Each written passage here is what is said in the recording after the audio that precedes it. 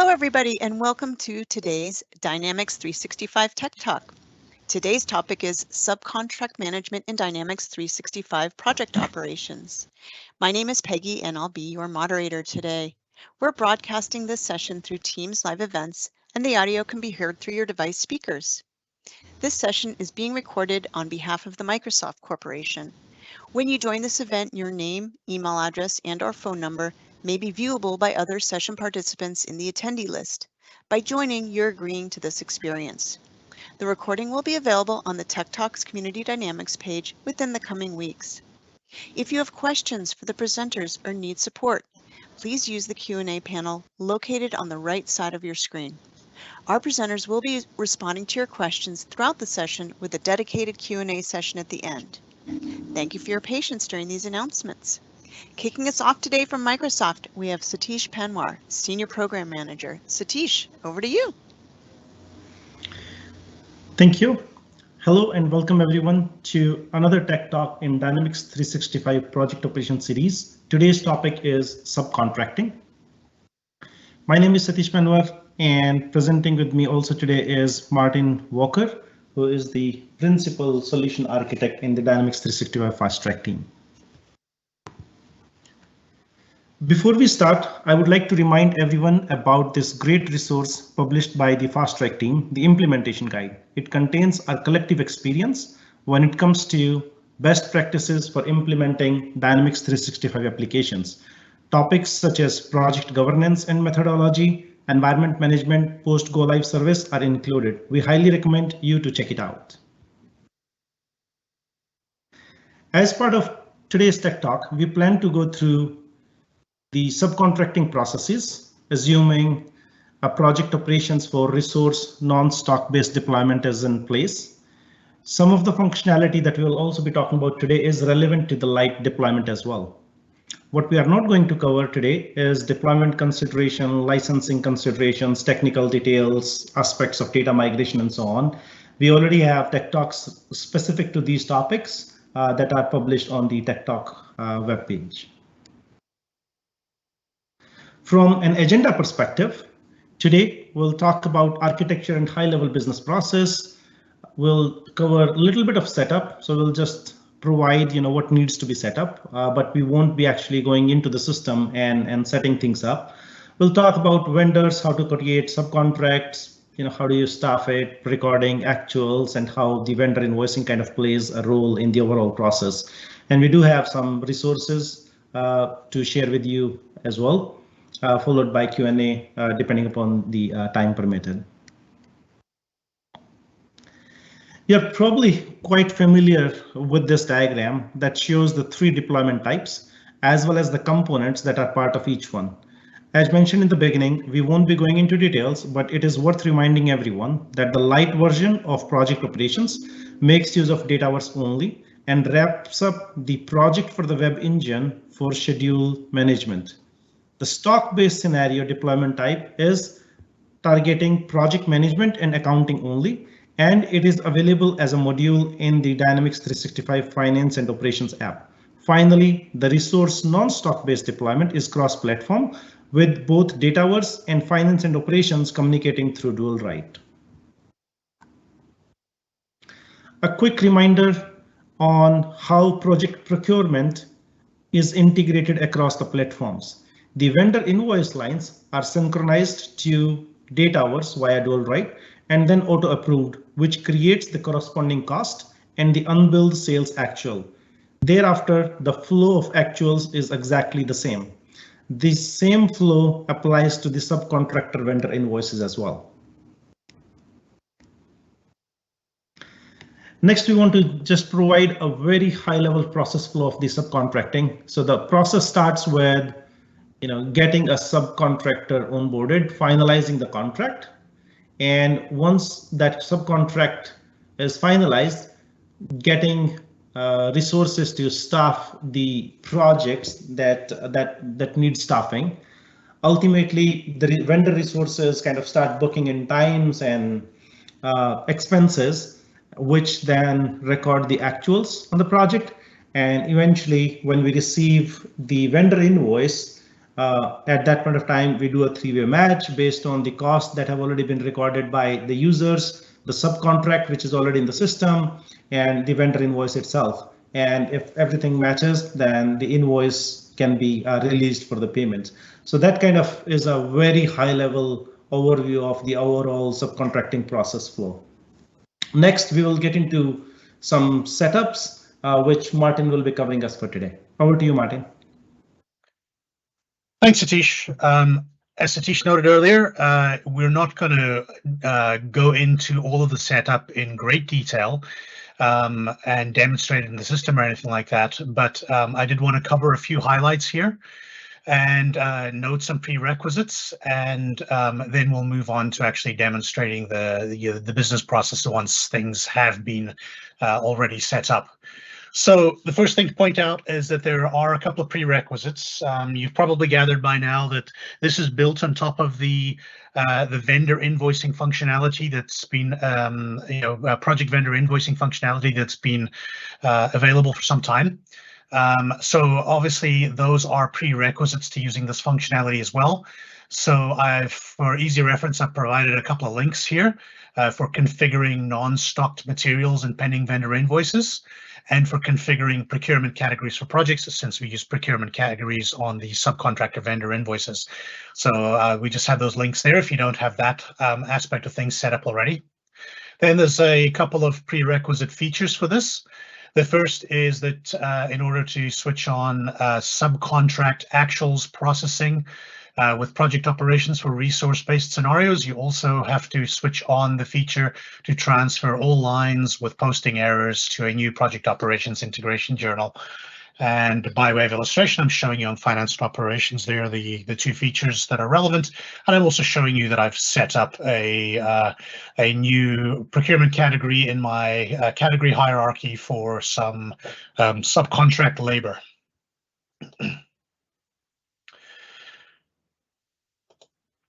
Now let's talk about subcontract vendors. So creating a vendor for a subcontract is much the same as creating any other vendor that you're using for any procurement purpose. And that can be done either from the Dataverse app or from the Finance and Operations app in a resource non-stocked deployment type. But a nuance that I want to point out here is that if you, and we will talk more about this later, but if you're going to track actuals for specific subcontract resources, then you will want to add them as vendor contacts to the vendor. And you can see how I've illustrated that in the bottom left screenshot, where I've created a new vendor called Creative Consulting, and I have some contacts added to that vendor as well. So those to use those subcontractors, they need to be vendor contacts, unless they are actually Dynamics 365 users, in which case they don't actually have to be contacts. Secondly, another thing that you're going to want to do is associate purchase price lists with the vendor, because that allows them to default onto a subcontract for this particular vendor. A thing to note is that date effectivity for those purchase price lists needs to be distinct, and we'll talk more about that in a moment. So speaking of purchase price lists, this is like, again, fairly similar to setting up other price lists in project operations. You will already be familiar with setting up price lists with a sales or with a cost context. The additional context to be aware of here for purchasing from a subcontract vendor is that you use the purchase price list context. Obviously you define a currency at which you're purchasing the subcontracted services, materials, expenses, and so on. You are essentially creating a price list with the purchase context and for a given currency. Pricing dimensions that are relevant for the purchase context are role and bookable resource. There's lots of information on our multidimensional pricing on our doc site, and we covered it in a prior Tech Talk on pricing in our Tech Talk series. The purchase price list, as I noted, can be associated with the vendor, and that will default it onto a subcontract, or it could just be added directly to a subcontract. The purchase prices are date effective. You can obviously have a wide date range, but if you have them set up to be date effective, then when you are associating multiple purchase price lists to a vendor or a subcontract, the date effectivities cannot overlap. They have to be unique. Then on a purchase price, you're going to set up prices for roles, which means for your time, for categories, meaning your expenses, and item prices, meaning materials or services you're consuming on your project. And you can see I've got an example on the bottom right there where I am showing some role prices that I've set up. You may note, if you can see that on the screenshot, that you can price things at the level of the role or at the level of an individual resource. It would probably be more common to price it at the role. In other words, what you're paying a subcontractor for a particular type of work rather than for a specific resource, but that is possible too. An important nuance here is that you do need these prices to be set up in order for subcontracted actuals to have non-zero cost. So the unbilled sale amount comes from the billing price, in other words, the price list that you've set up with a sales context and that you've associated with the project contract. And while for an employee, for example, the cost of time would come from your cost price list for the related resourcing units, for a subcontract, the prices come from these purchase price lists. So bear that in mind. If your actual ends up with a zero cost, that might be why. Let's talk a little bit about bookable resources. So in many respects, this is like setting up any other bookable resource. But again, the nuances specific to subcontracting here is that we have a new field on there called type of worker. So you are setting the type of worker to be a contract worker instead of an employee for subcontracting. If you select contract worker, then you must also select a vendor, because obviously that contract worker is associated with a particular subcontract vendor. And then within a contract worker, you have a few different resource types that you can make use of. And those are an account, a contact, or a user. So the account type is meant for where you are not tracking individual employees of the subcontract vendor. In other words, you're only tracking things at a vendor level and not the individual resources. That's obviously a little bit limiting in some ways. So more typically, you would probably be using one of the other types. And that can either be a contact or a user. In both cases, you are tracking the individual employees. In the case of a contact, that contact does not have access to project operations to be entering their own actuals, but you are entering the actuals on their behalf. And in this case, a contract worker like this must be a contact of the vendor for this to work. A user, on the other hand, is a properly licensed Dynamics 365 user, and the intent is obviously that they're using project operations, either the full model-driven app or the team members model-driven app. And in either case, they must be licensed appropriately. In this case, there's no need for them to be a contact of the vendor. The remaining setup is like any other bookable resource, and we will be demonstrating that a little bit later. There is also elements of configuring the schedule board correctly to show contract workers. That's quite well documented, so I've provided a link there for easy reference. And you'll see in a couple of screenshots on the right there how I've set up Fred Freelance as a contract worker, and he is a type contact in this case. And if you look at the screenshot on the top right, you can see how, if you've set up the schedule board correctly, how you now see worker type, vendor, and subcontract line as available fields in the schedule assistant and the schedule board. Okay, now creating a subcontract. So we have a header and lines concept here. So on the header, you are defining the company, in other words, the legal entity forming the contract with the subcontract vendor. The subcontract vendor, you obviously select the account for that as well. You put a date on it, and that date defines which of the date effective purchase price lists applies from your vendor or your parameters when you are creating subcontract lines. The currency, that obviously defines the currency in which your cost actuals will be created, and your related price lists must be in the same currency. Speaking of those related price lists, there's a tab on the subcontract form for associating those. And again, as I noted earlier, you can't have any overlap in the date effectivity. Then you go ahead, and the meat of the setup is in adding the subcontract lines. And these are project specific. So what you do is you add a subcontract line, and then there are different transaction classes available for time, for expenses, and for material. For time specifically, you can also create subcontract lines from the subcontracting options function on the project team tab, and I'll be demonstrating that a little bit later.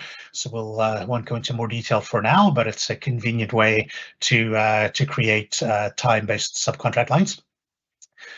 The billing method on the subcontract lines has to be defined as well, and it's always time and material for a resource non-stocked deployment type, because fixed price is not currently supported for that.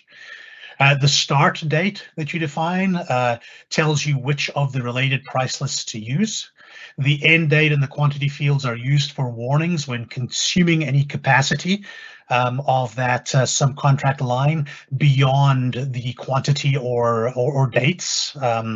So that way it'll pop up a warning and say, hey, you're consuming more quantity than was on your subcontract line, or it's beyond the date that you had set up. You can set line prices on those contract lines as well, and you can use a different price from what is on the purchase price list, but do bear in mind that the cost actuals are coming from your purchase price list. So those are two slightly separate things. You can also add specific resources to a contract line. If you do that and you select, say, a contact or a user, but not a bookable resource, and that bookable resource doesn't exist, a nice feature is that it will create the bookable resource for you. Personally, I prefer to create the bookable resource so that I can make sure everything is set up the way I want it and not maybe forget to go back and check everything, but that feature is available for you. And again, it has date and effort fields, and those dates and efforts are used to warn, again, if your consumption of those specific resources are out of bound. The use of specific resources also has an impact on your schedule board, which which you'll see in our demonstration a little bit further on. So speaking of demonstration, without further ado, let's take a look at creating a subcontract in the system. Okay, so now let's go ahead and create a project contract. As we just discussed, I've set up a few things in advance. So you can see I've created here a vendor called Creative Consulting, and the vendor has some contacts associated with it, as we've talked about. In addition, I've set up a project price list, which has some role prices for roles that we want to be able to subcontract, and some category prices showing that we are expecting to receive some subcontracted expense charges for flights for contractors to come on site. And then we also have added a price list item for a software license as well. So that project price list is associated with our vendor. All right, then I've also set up some bookable resources already. So if we go and look at contract workers, you can see I have a few contract workers set up, including two of the creative consulting vendors that we just took a look at. So there's not very much to look at here. It looks a lot like a normal bookable resource, except that our type is contract worker. In this case, the resource type is contact, and because it's as we discussed earlier, we need to select a vendor for it. Other than that, Hal can work as a consulting lead and a software engineer, as part of the Contosa Robotics US organizational unit, has 9 to 5 Pacific time work hours. On the other hand, my alter ego here, you can see is actually a user type, but still a contract worker and associated with the creative consulting vendor. Obviously, because it's a user, we select the user instead of the vendor contact. Otherwise, pretty similar. All right, so now let's go ahead and create a subcontract.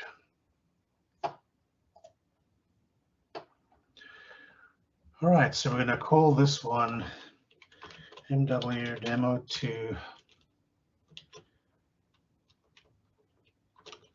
Actually, let's call it MW Creative Consulting Subcontract.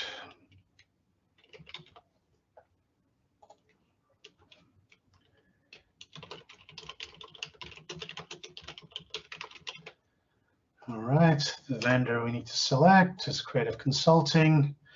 The contracting company is USPM. Our prices are in US dollars. Subcontracting date we'll define today. We can also set things like payment terms, although we don't actually need to. All right. Now we'll go and check on subcontract price lists after we save. And you can see, because we had the subcontract purchase price list associated with the vendor, that is defaulted in for us, which is what we wanted. Now let's go ahead and create a couple of subcontract lines. So we'll start off by creating a subcontract line for creative.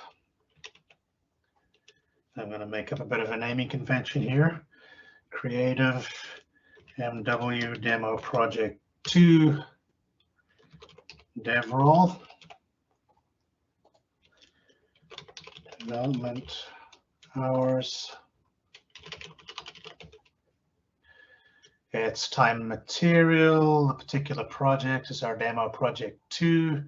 We're not going to associate it with a specific task. Transaction class is time. We're going to make this for the software engineer role. We're going to pick our date ranges. So we'll say from the beginning of this month till the end of July. And we're going to say it's going to be for 200 hours. Now, because the price list is associated, we shouldn't have to set any of the unit prices. They should default in correctly. So let's check that. And indeed, we can see here from our price list, we had $175 an hour times 200, so that's $35,000 contract line. Okay. Now also, let's add a subcontract line resource. So we're going to go and look for Hal Hotshot. And again, we'll use the same date ranges. These are just for warnings, as we discussed earlier. If you exceed these limitations,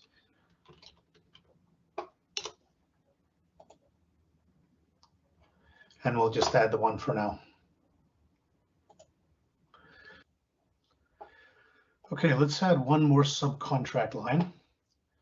And this time we're going to do it to capture our expenses for flights. So let's create a new line, creative MW demo project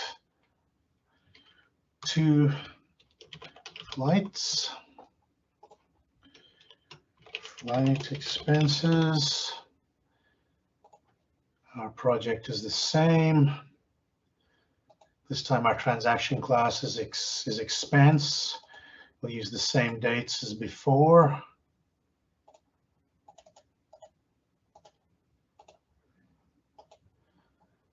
Our unit group in this case is going to be default unit.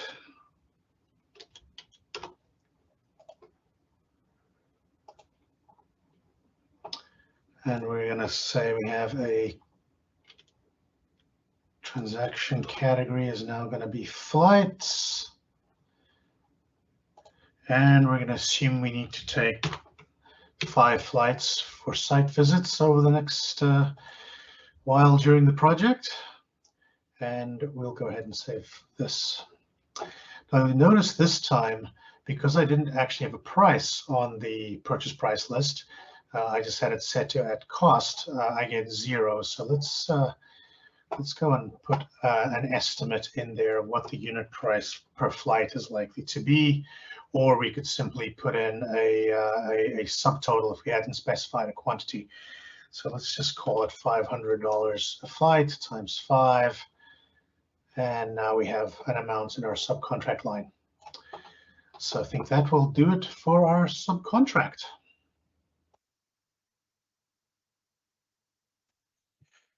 All right, now let's move on to talking about using subcontractor resources to actually staff your project.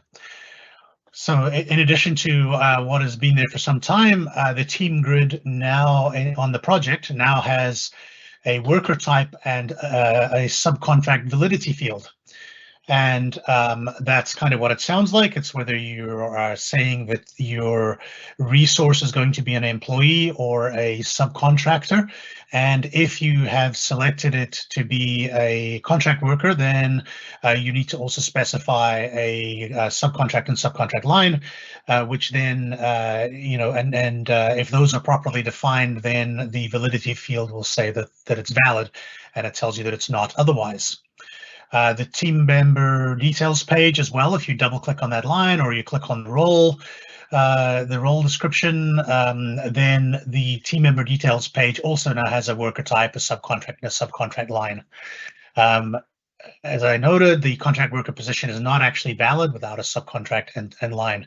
One little tip that I found out the hard way for myself is that, say you were thinking about using a contract worker and then you changed your mind and you wanted it to be an employee again, then in order to change it back to employee, you must first clear the subcontract and line, and then you can change it back to employee.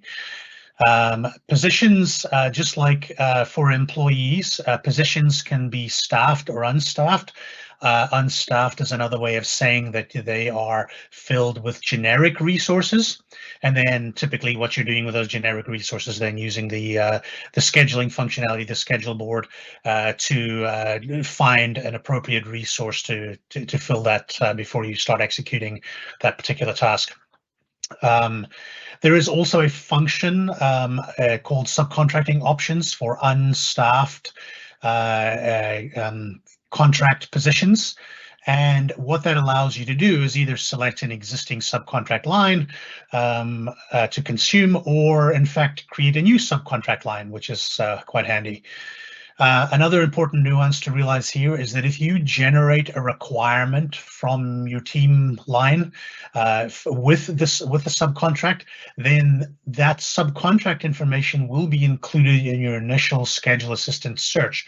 So if you don't want it to be that narrow, then you probably don't want to define the subcontract before generating the requirement.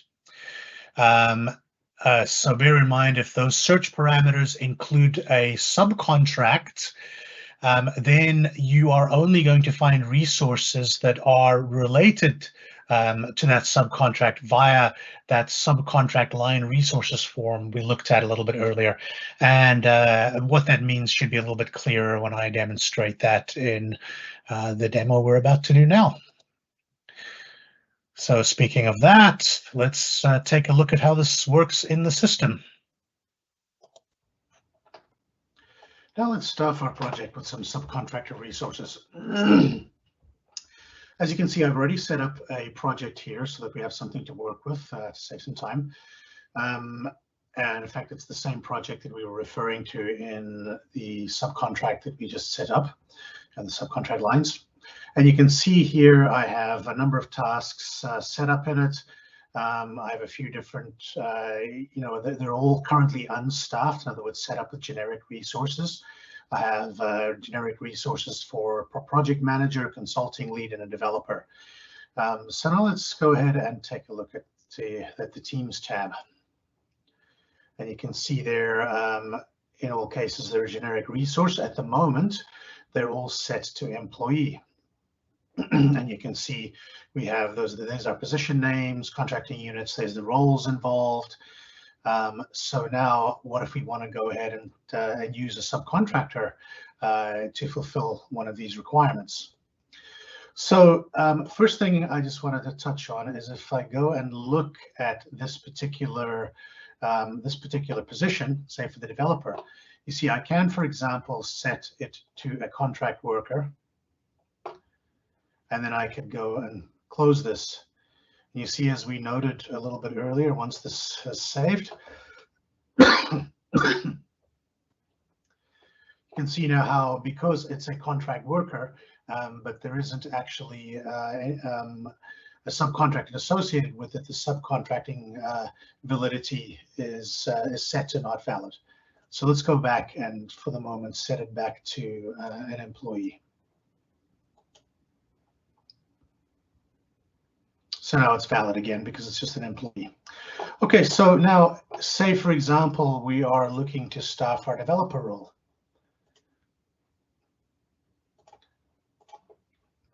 Let's select that line. And as you may remember from our tech talk on resource management, we'll generate a requirement for it.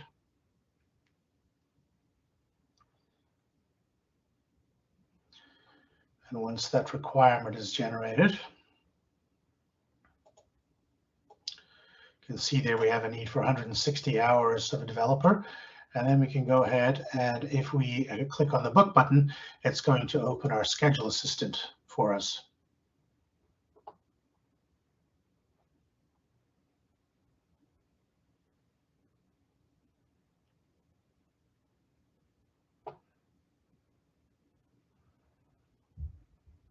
All right, and you can see the requirement we're working against is the MW Demo Project 2 software engineer for 160 hours. And there's actually quite a few people that can do it, including our contractor. So obviously, one option here is simply to, and I'm going to switch this to Gantt view. So I quite like the Gantt view. And you can see there, for example, our contractor, Hal Hotshot, will be able to do it. So the one simple answer is simply to select Hal Hotshot and go ahead and book. But let's take a little bit of a deeper look at the schedule assistant parameters. Now, as you would expect in here, we have software engineer from Contosa and robotics, essentially any type of resource. You can see at the moment, we do have these new fields for worker type, vendor, subcontract lines. Coming from company USPM. So say, for instance, we only want to staff this with the contractor. Then we could change this on the fly to contract worker and search again. And we would expect now that we see, in fact, we have 3 contract developers that have availability to do this. Okay. Now the next thing, let's narrow down a little bit further. And let's make it for creative consulting. And let's see if that changes our results at all. And in this case, it has not. Now let's add a subcontract here.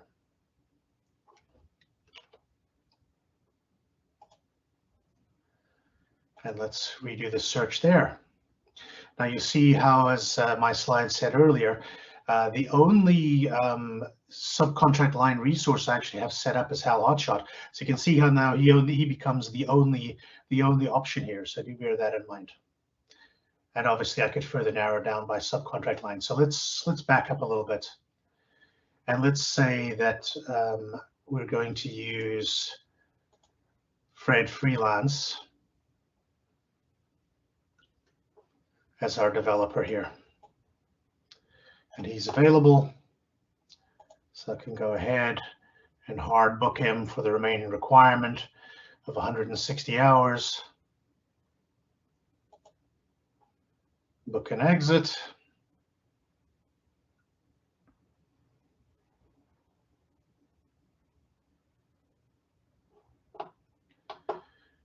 And now Fred has been booked. So let's go and look at the team here. So let's just refresh this. And you can see now how our team is now has Fred Freelance as the booked resource, as a software engineer, and he's hard booked for 160 hours. And unsurprisingly, it's the developer task that he's assigned to. You will notice, however, as we noted before, that you have this not valid status. So we're going to want to go and set the correct subcontract and subcontract line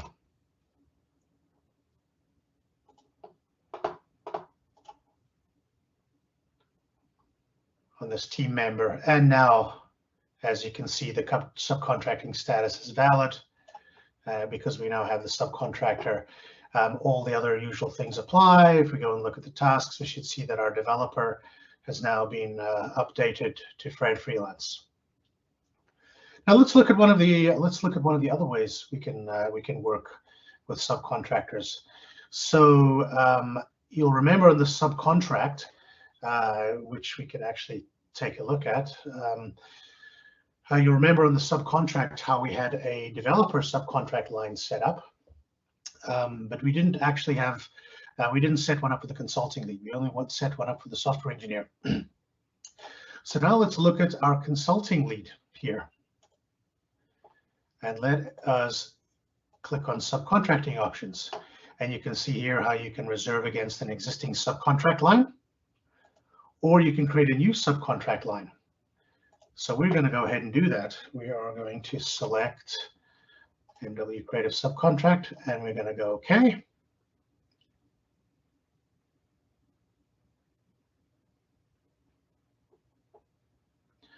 All right, you can see it's already updated to be valid. And actually, if we take a quick detour over to our subcontract, we look at the subcontracting lines, you'll see how it has now created a new MW Creative Consulting subcontract lead for us for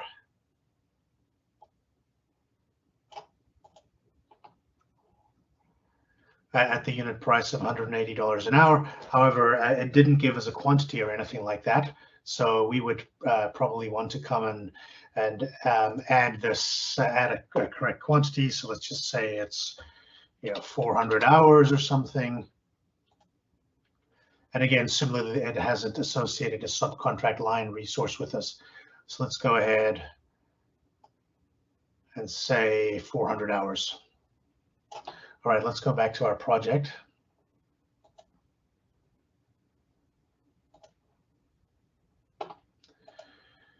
And the final thing I wanted to show here is if I go to the team, and now I go and generate a requirement for our lead, which is asking for 720 hours of a consulting lead. Now let's go ahead, select that, and click book. And we're not going to go through the whole process here, but what I wanted to show you here is that you'll see, in fact, there's no applicable resources right now. You see it's already picked up that it's creative consulting, and that it's because the requirement was generated with a consultant and a particular subcontract line, it has now actually specified this. So if we clear that one and search again,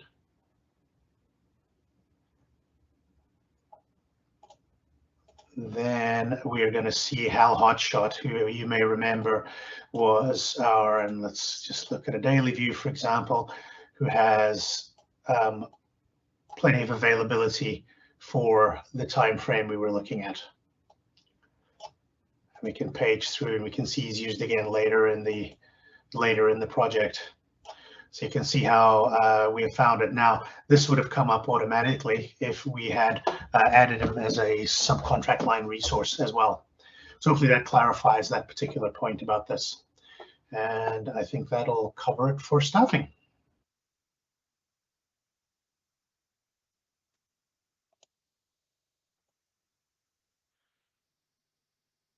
Okay, now let's talk about recording actuals. If a subcontractor is recording their own actuals, they must be a licensed user, as we noted before, and they enter their time or materials or expenses just like any other employee resource, but they must select the correct subcontract and subcontract line in order for the costing to be correct. If they don't select the correct subcontract and subcontract line, then the costing will be based on the cost contact price list, because you're just treating them like an employee. So that is not what you want. So you do want your unit costs to come from your purchase price list. So make sure that those are set correctly.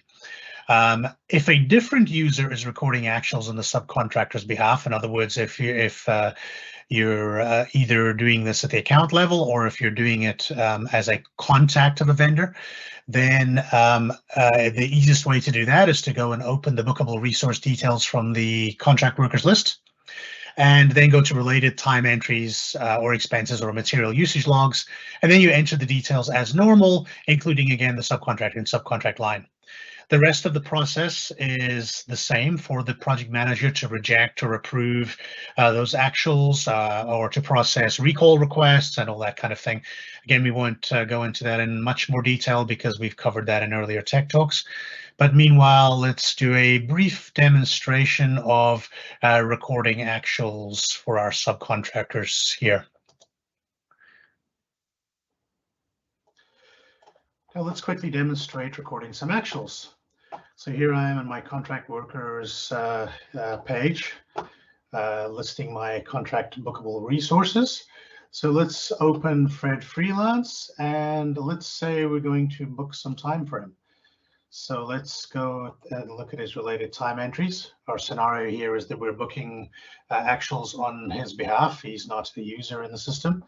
So let's go ahead and create a new time entry. It's the normal quick create process. So let's say he has spent 2 hours working on our demo project as a software engineer. And as noted, it's important that we select the right subcontract and subcontract line.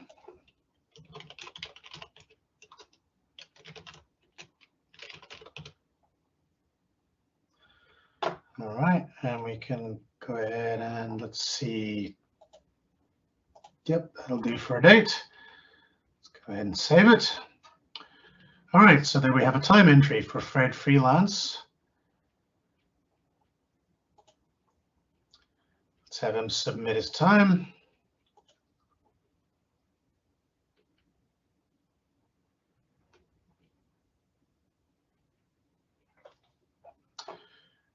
And while we're here, let's also submit an expense for him, just using quick expenses. So let's add a new expense. Say it was the beginning of the week, same project.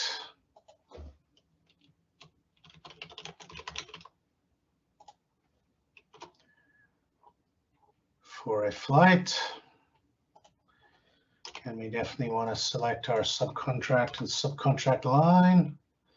You can see it's automatically found our flights for us.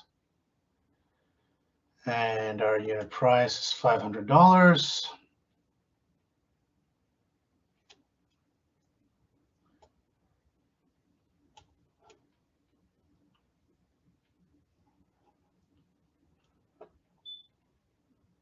All right. Let's see, did we submit our time entry?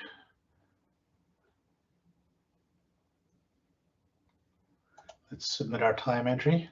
We had already submitted it, I think. And let's submit our expense.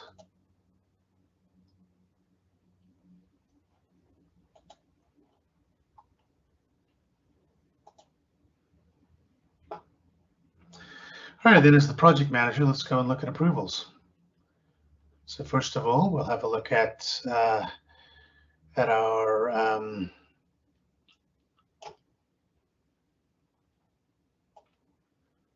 time approval.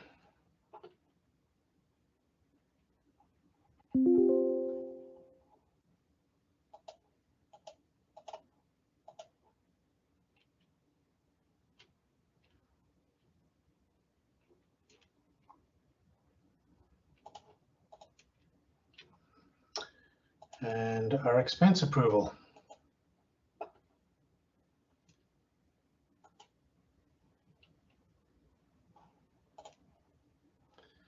And now if we go and look at our project actuals,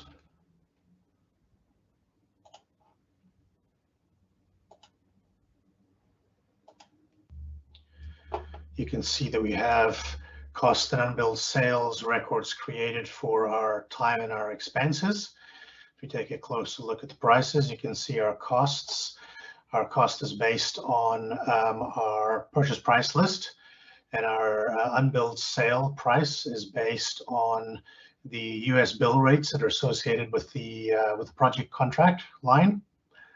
And the flight in our case was the cost. You'll remember we'd set up as $500, and we have the sale price set up at cost. So there we have recorded our actuals. Those then will flow through to finance and operations as integration journals, which you would then post as normal.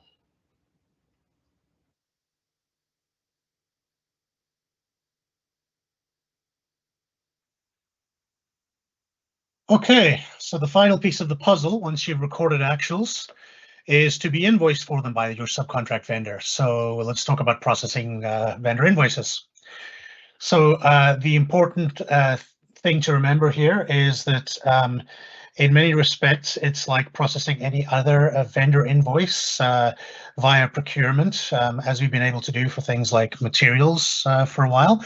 And you can continue to do that, but there's a new switch called manual verification by PM is required. And that appears in two places. First of all, it appears on the project management and accounting parameters under financial vendor invoice. And that parameter is used to default the vendor invoice header, which you can see on the headers approval fast tab, and can be adjusted per invoice. So you obviously set it up to be how you usually want it to be, and then adjust it if needed on a particular vendor invoice.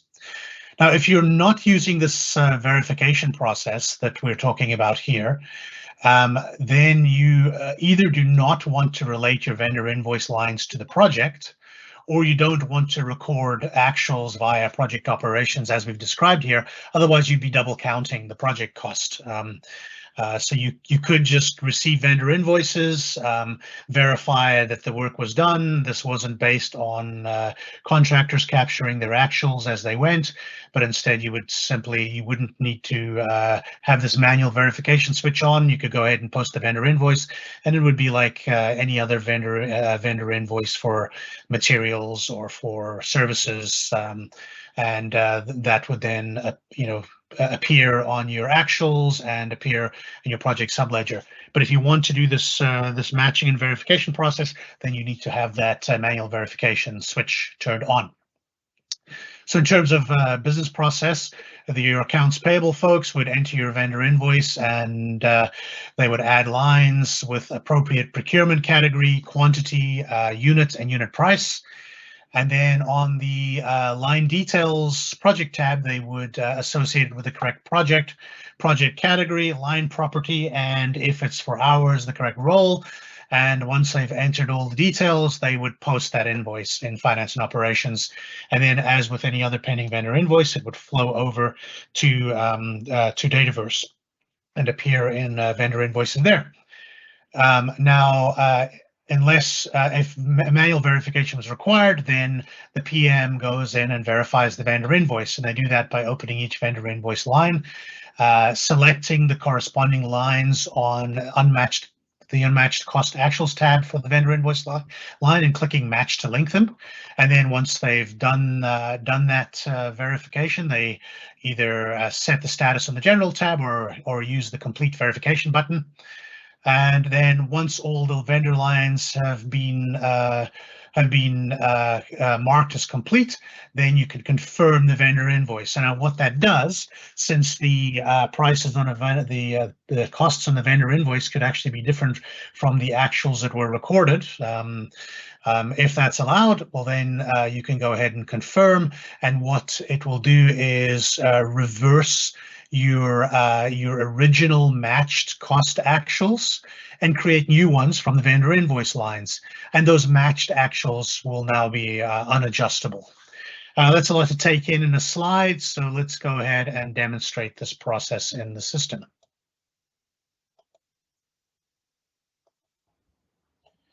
Finally, let's demonstrate processing a vendor invoice for the actuals we just recorded for our subcontractor Fred Freelance.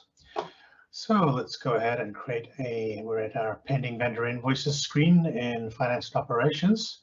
So we can create a new pending vendor invoice. And our invoice account is Creative Consulting. Cool, let's use a CCI 315D. Let's make the date today. All right, now we talked about the header and how you have to have manual verification by PM switched on. So indeed we do, because we have that defaulted in our parameters. All right, so let's go ahead and add a line. So let's first start with our subcontract labor. And remember, we had 2 hours.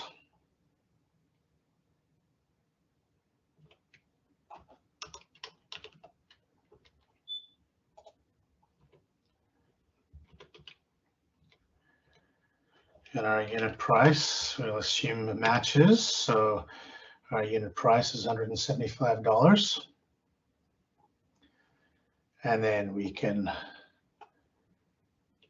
put some sort of text here like Fred's hours, if we like. More importantly, go to the project and we select our demo project. And our line property. And our project category is defaulted in from our procurement category. And we are going to say that this was our software engineer role. Okay, so we can save that. And let's also add his flight. So we'll add another line there. Our procurement category in this case, we're going to pick subcontract expenses. And there was 1.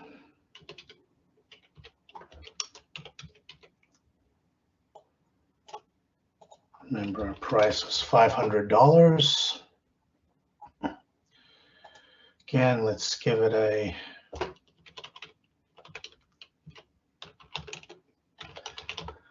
description, select our project.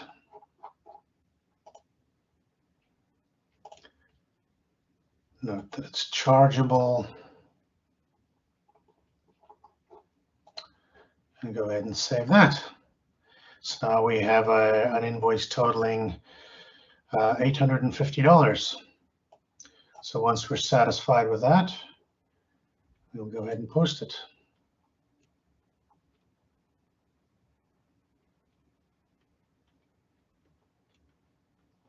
I made a little error there.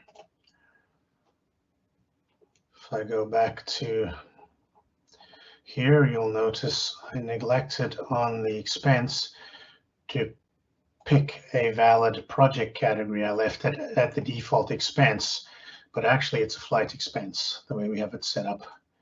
And again, let's make sure it's chargeable. All right, let's try that again.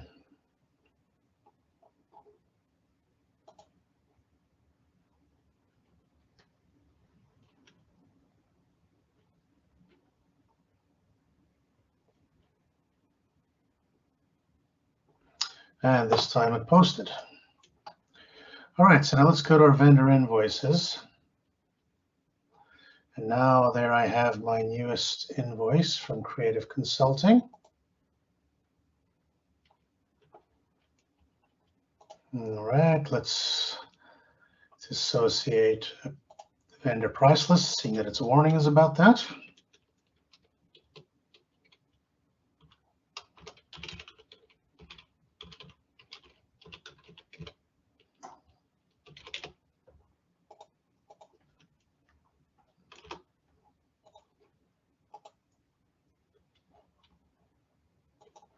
Okay, let's save that.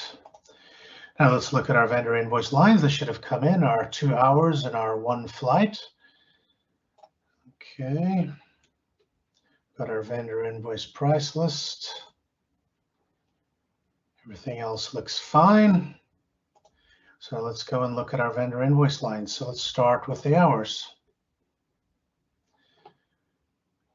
Now, the first thing we want to do is check all our details here, and we can see there, here's our matched and unmatched cost actuals. So let's go and look at our unmatched cost actuals. And sure enough, there we see our 2 by 175. So we can select that and match it. At which point it's now moved over to matched cost actuals.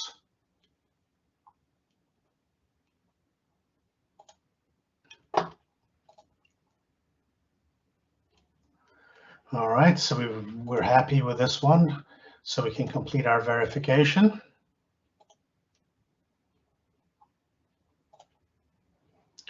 And you can see now how our verification status on this line is completed. Now let's go and look at the flights.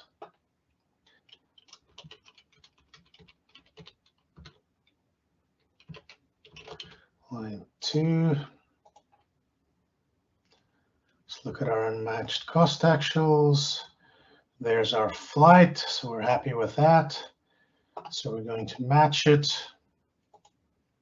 You move over, it's now in our matched column. And we can complete verification.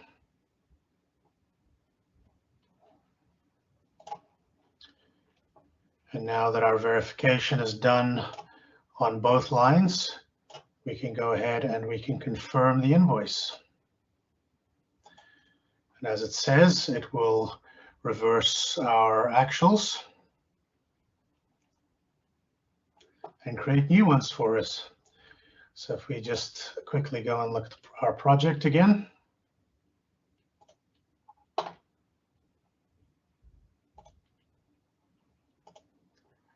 Look at our related actuals.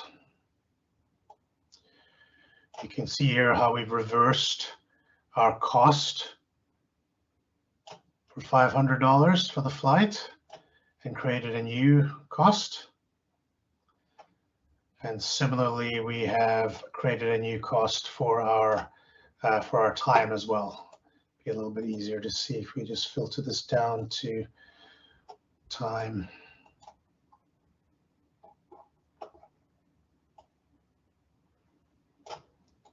And go in your folder. There we go. You can see there's our reversal of the cost and our new cost record for our hours. And again, those actuals would flow back through to integration journals in finance and operations to be posted into the project subledger. That concludes our demonstration of vendor invoice processing. All right, so in closing, we'd like to leave you with some resources specific to subcontracting. I won't read through these here now, but once we publish a PDF of the deck, you'll be able to use those for quick reference to some of our documentation on setting all this up, and as we've shown in this presentation. We also have some more general resources which we would like to provide for you. So here they are. A little plug for our Fast Track magazine, which is a great resource where we publish new content every month. So there's a QR code for you and a subscribe link. Please check it out if you haven't already. We don't have any open questions that we haven't already answered in chat during the way, and we are also at time. So we will skip doing any live Q&A here. So with that, I'd like to just say thank you for joining us, and I'll hand it back to Peggy. Awesome. Thanks, Martin. Thanks, Satish. Awesome presentation today. If the attendees could have a look in the live event Q&A, I've posted a link to a short survey. We would love your feedback on today's session and hear what you'd like to see in future events. So thank you very much for your participation there. As a reminder, the recording of this session will be available on the Tech Talks Community Dynamics page within the coming weeks. So a big thank you to our presenters and our audience for joining today. Have a great day or evening wherever you are.